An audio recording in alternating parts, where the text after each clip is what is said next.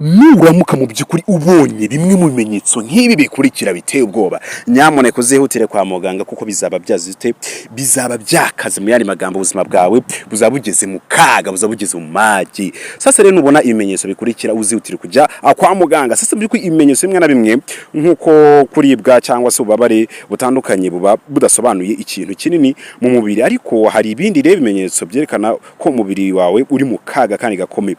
Hari indwara rero zizahaza umubiri zikaba zanakurura nyine urupfu. Niyo mpamvu rero igihe cyose ubonye ibimenyetso bidasanzwe ugomba kwihutira kugana kwa muganga utazuyaje. Mu by'ukuri anuramuka ubonye kimwe muri ibi bimenyetso rero uzihutire kujya kwa muganga. Mu maguru mashya nk'uko tubikesha urubuga birumvikana rukunze kugaragaza byinshi ku bintu bijyanye n'ubuzima, nyamuneka n'ubuzima.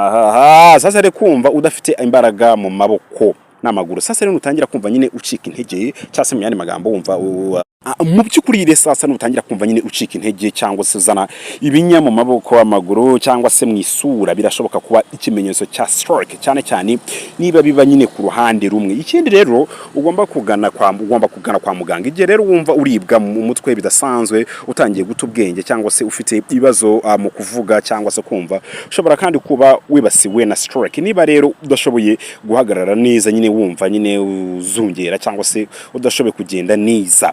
Iki rero sasa ugomba guhita ugana ivuriro ryihuse igihe ugaragaje nyine ko kimwe muri ibi bimenyetso. Kuribwa mu gatuza, nutangira kumva nyine uburibwe mu gatuza, ntuzazuyaze kumenya ikibitera, ugana kwa muganga. Mu yandi magambo abantu bivuza amagendo, nyamara murumva ko mbaciye kumenya. Ikindi kubabara mu gatuza berekejwe no kuribwa no kubira ibyuya, guhumeka insigane cyangwa se isesemi, ni ikibazo kigomba gukurikiranwa hafi n'abaganga. Mu by'ukuri sasa kuribwa mu gatuza cyangwa se kumva nyine hamerewe cyase harimiriye bishobora kuba nyine ikimenyetso cy'indwara z'umutima, cyane cyane iyo bikubaho nyine mu gihe uri muri siporo cyangwa se uri muri siporo cyangwa se uri gukora. Bishoboka kandi kuba ikibazo kindi gikomeye nk'utuntu dukomeye turi mu maraso ya cyose za blood clot. Mu by'ukuri rero turi kujya mu biha. Sasa mu by'ukuri numva nyine mu gituza nyine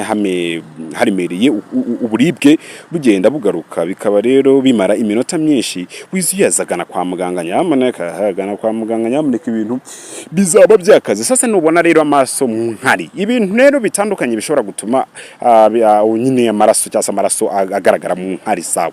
Mu by'ukuri rero niba ubona amaraso mu nkari zawe kandi ukaribwa umugongo cyangwa se mu kunda hasi, bishobora kuba ikimenyetso cy'uko mu mpyiko zawe harimo utubuye nyine mu mpyiko. Ni imyunyungugu ugenda uhagarana cyangwa se uhagana cyangwa se ugahagama mu cyangwa se mu miyoboro itwara inkari yo mu mitsi, sasa yo mu mpyiko. Sasa mu by'ukuri amaraso mu nkari bijyana no gushaka nyine kunyara buri kanya, kimwe no kumva nyine wokerwa mu gihe uri kunyara. Bishobora kuba nyine ikimenyetso cya infection mu muyoboro w'inkari cyangwa se impyiko. Ugomba kwihutira kugana kwa muganga, nyamuneka bakagukurikirana. Ikindi rero burya niba nyine uzana amaraso mu nkari ariko utagira nyine ububabare, gishobora kuba ikimenyetso cya kanseri y'impyiko cyangwa se uruhago. Ugomba rero kugana kwa muganga bakagusuzuma, nyamuneka.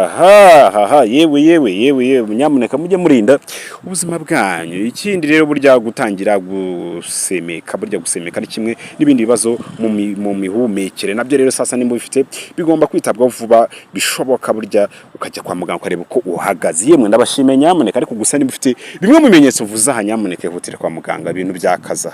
Amazi saya ngaya.